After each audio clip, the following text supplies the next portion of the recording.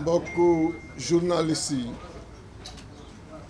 di rafetlu seen teewaay fii ci saalu Yewwi Askan Wi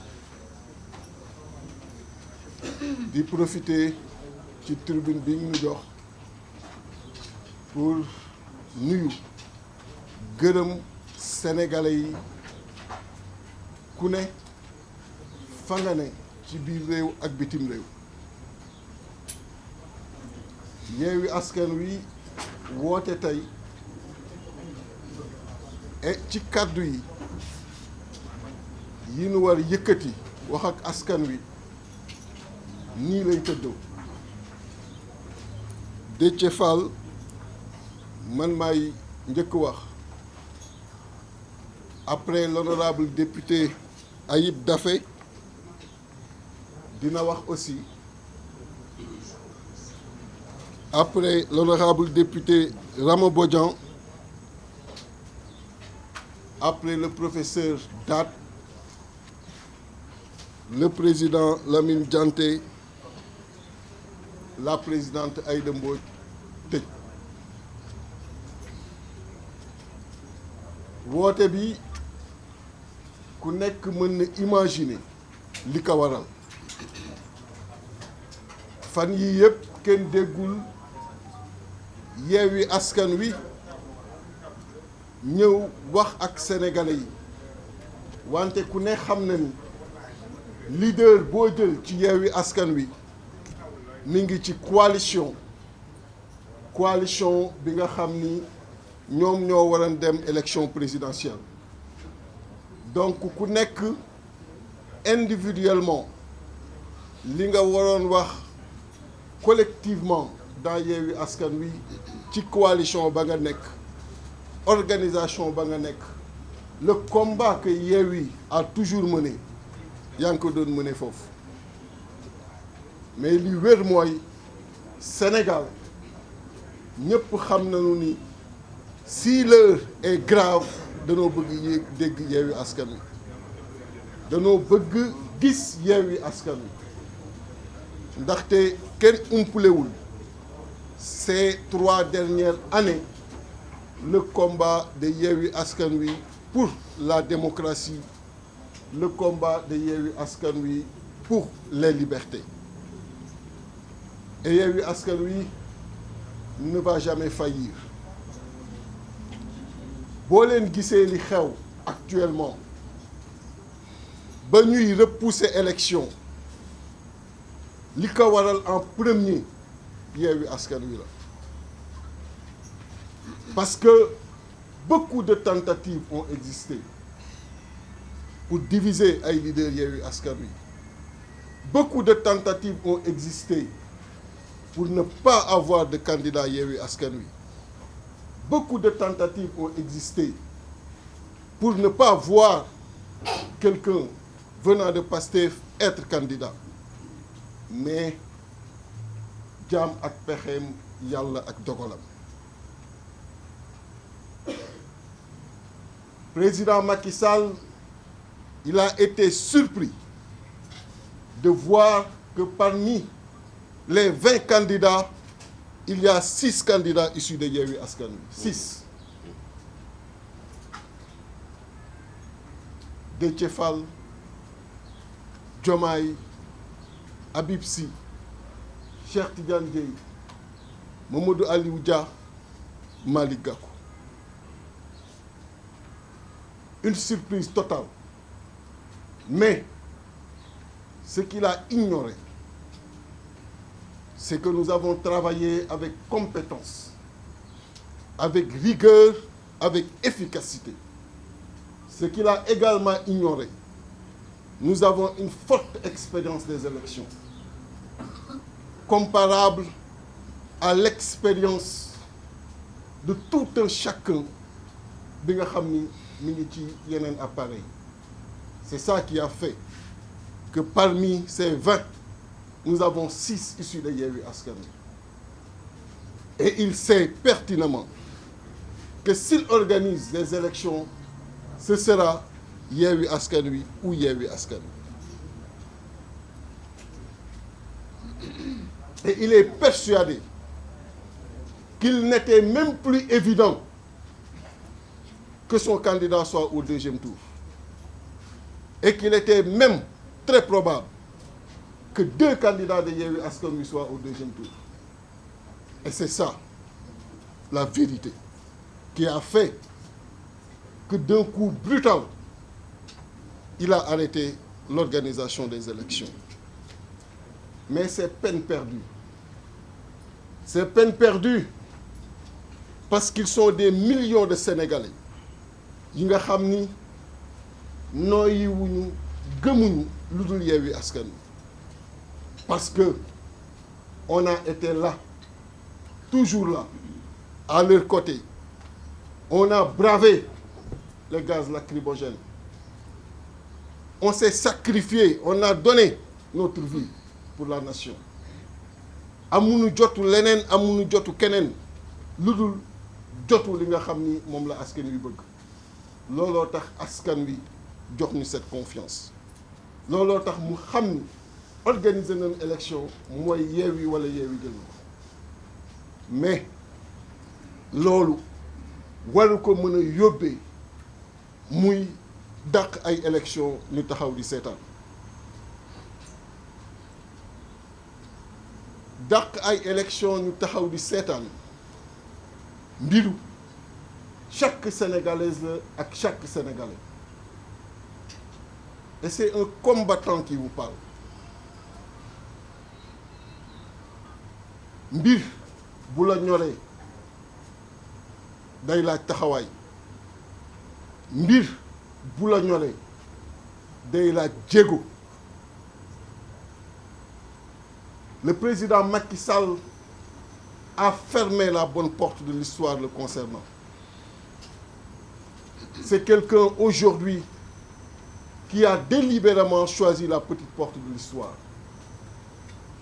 Alors que malgré la mu jotoon def ku nekk naqarlu ko nit ñi gëmm ci à la fin ni ko organiser l'élection nga dem mu mënoon organiser élection yooyu dem.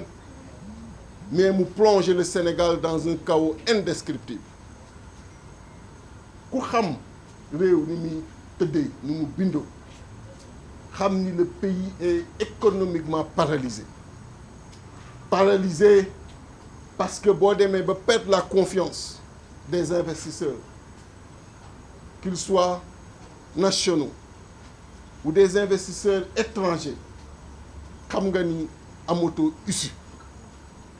Et est-ce qu'il a le droit aujourd'hui avec ku nekk la nga def ku nekk taxawaay ba nga am ku nekk li nga jot a dugal biir Sénégal pour bànneexu boppam coobare boppam mu paralyser tout un pays jël 18 millions de Sénégalais qui ont toujours été respectés partout dans le monde pour mën a nekk ci biir réew ak bitim réew ñu respecté la mu jël ce respect là aujourd'hui tàggatengeel ko ba nga xam ni kenn mënatul jël chaîne booy seetaan te doo gis ñuy chahuter le Sénégal. Il n'a pas ce droit-là et on ne lui laissera pas ce droit-là. Nous remercions tous les partenaires yi nga xam ni ñoo ngi agir ñoo ngi wax que ce soit les États-Unis la CEDEAO l'Union européenne képp ki nga xam ni yaa ngi yëkkati sa kàddu nous te remercions mais que chaque Sénégalais yokku taxawaayam parce que in fine le président Macky Sall bu gisee ci ñun détermination bi war dina xam ni lii mu bëgg mënul ne te li mu bëgg dafa warul ne parce que cette tradition démocratique que nous avons da ko dépassé moom da ko jiitu moom te da koy romb moom donc mënu ko définir mënu ko rebelote et nous lui disons très clairement d'organiser proprement son départ le 2 avril de l'organiser proprement parce que loolu mooy sagam, loolu mooy li koy taaral, parce qu'à partir du 2 avril, nous l'avons dit et répété, il ne sera plus considéré comme le président de la République du Sénégal. Et vous voyez ces fortes pressions qui fusent de partout. Warna Kham, parce que c'est un politicien, que le vent de l'histoire n'a fait bas. Warna Kham, de façon très claire, que li jotoon am mënatul am. Yewwi Askan Wi, comme d'habitude, va mener la lutte. Yewwi Askan Wi va mener le combat pour la démocratie, pour les libertés. On ne peut pas accepter en 2024 qu'on retire à un organe de presse sa licence, que nous suspendre à un organe de presse, c'est inadmissible dans ce Sénégal-là. Et là, Yewwi Askan Wi tout cas c'est temps. On fera tout ce qui est nécessaire d'ici le 2 avril. Donc, continuer de dire président de la République jusqu'au 2 avril. Parce que c'est la constitution. Mais le 2 avril, il ne le sera plus. Il n'a qu'à prendre les dispositions aujourd'hui pour que l'élection se tienne et que Sénégalais, nous ne savons pas comment Yewwi Askan Wi nous gagner l'élection. Di wax aussi que képp kuy militant wala militante Yewwi Askan Wi ak foo mën a ne ci biir adduna bi, ne vous laissez pas entraîner par la division. Au moment du combat, il faut souder les rangs. Bañ a déglu ay sos, bañ a déglu ay yàq. Parce que Yewwi Askan Wi ca la ma xam ay góor ñoo fa ne ñi nga xam ni ñoo tànnal seen bopp des ci opposition alors que mënoon nañu def leneen. Du ñu jëw, du ñu wax ci ginnaaw nit, lu ñuy wax dañ koy assumer directement et proprement et en face. Bu leen kenn dugal division. Ku leen ciy dugal rek xamal ni kooku mi ngi xeex contre combat bi ñu nekk, mi ngi xeex pour indi la division. ñetti at a ngi nii ku nekk ci ñun ñoo ngi lay bëgg jaxase keneen. ñetti at a ngi nii amul lu ñu deful pour diviser man ak le président Ousmane Sonko, mais ils n'ont pas réussi. Et c'est pas aujourd'hui qu'ils vont le réussir.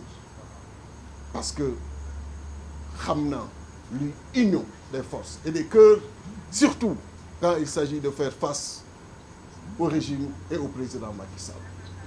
Restez soudés plus que jamais. Ku leen bëgg indil division, xam leen ni moom mooy l'ennemi de ce qu'on est en train de faire. Et combattez-le farouchement. Parce que des fois, ils nous infiltrent. Et combattez-les farouchement. Parce que fii ñu nekk nii taxawaay bu nit taxawul fu nit flanché jox nga porox ndol le président Macky Sall. Et il ne faut pas le lui permettre du tout. Les initiatives sont nombreuses et elles sont à saluer. Parce que ku yëkkati ni dama bëgg xeex, dama bëgg taxaw pour suñu démocratie, mënoo def lu dul applaudir, mënoo def lu dul féliciter. Et Yewwi Askan Wi, comme ni mu ko mos a defee toujours, va s'ouvrir à toutes ces initiatives et déroulera un plan d'action. Un plan d'action qui fera que le président Macky Sall respectera le calendrier électoral. Et amul engagement bu ñu mës a jël te respecté wuñ ko. Et cet engagement tàmbali na est mis en place. La présidente Aïda quand elle prendra la parole, reviendra sur ça. Mais pour vous dire que vous avez été nombreux à demander la présence, la remobilisation de Yewwi Askan Wi. Nous sommes là, collectivement, bien que individuellement nous n'avons jamais été absents. Parce que dans notre stratégie, il était dit, admis, que chaque candidat avait la possibilité de mettre sa coalition et de mettre en branle l'esprit Yewwi Askan Wi. C'est cet esprit, avec comme soubassement la rigueur, la méthode, l'intelligence qu'on connaît des leaders de Yewwi, qui a fait qu'à sa grande surprise, sur les 20 candidats, le président Macky Sall s'est retrouvé avec 6 issus de Yewwi Askan Wi, que sont Déthié Fall, Diomaye, Habib Sy, Cheikh Tidiane Dièye, Mamadou Aliou Dia et Malick Gakou. Et ça a été une très grande surprise pour lui. Parce que il savait bel et bien qu'en organisant ces élections, c'est un candidat de Yewwi Askan Wi qui allait devenir le prochain président de la République. Et même qu'il n'était plus évident que son candidat soit au deuxième tour. On pourrait même avoir un scénario où ce seraient 2 candidats de Yewwi Askan Wi qui s'affronteraient au deuxième tour. Ça a été un cauchemar pour lui. Un cauchemar qui l'a amené à mettre le frein sur un processus électoral qui ne lui appartient pas, qui appartient à tout le peuple sénégalais, connu pour sa grande tradition démocratique et pour sa régularité dans l'organisation de l'élection présidentielle. Ce tort et ce préjudice qu'il porte à l'image du pays, doit être aujourd'hui combattu par chaque citoyen, par chaque citoyenne, partout où il se trouve, à l'intérieur du pays ou au niveau de la diaspora. Et Yewwi Askan Wi, comme d'habitude, avec le combat qu'il vous a habitué ces 3 dernières années, va poursuivre son chemin pour la défense de notre démocratie. Nous allons nous ouvrir très prochainement, et ça a même commencé, à toutes les organisations qui se sont mobilisées dernièrement pour la défense de cette démocratie, pour la défense des libertés. Comment peut-on expliquer au Sénégal qu'en 2024, que des organes de presse soient aujourd'hui, leur licence leur soit aujourd'hui retirée? Walfadjri, ce groupe mythique, ce groupe qui a participé pendant longtemps à la consolidation de notre démocratie, qu'on lui retire délibérément et de façon injustifiée sa licence, leur laissant plus de 48 heures sans pouvoir émettre convenablement. Et qui en est l'auteur? Le président Macky Sall.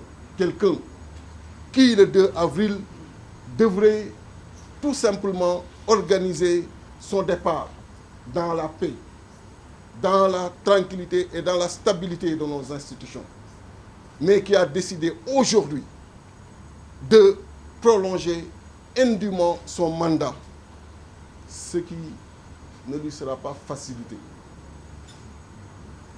Il y a 2 camps, le camp de la vérité et le camp du faux organisé.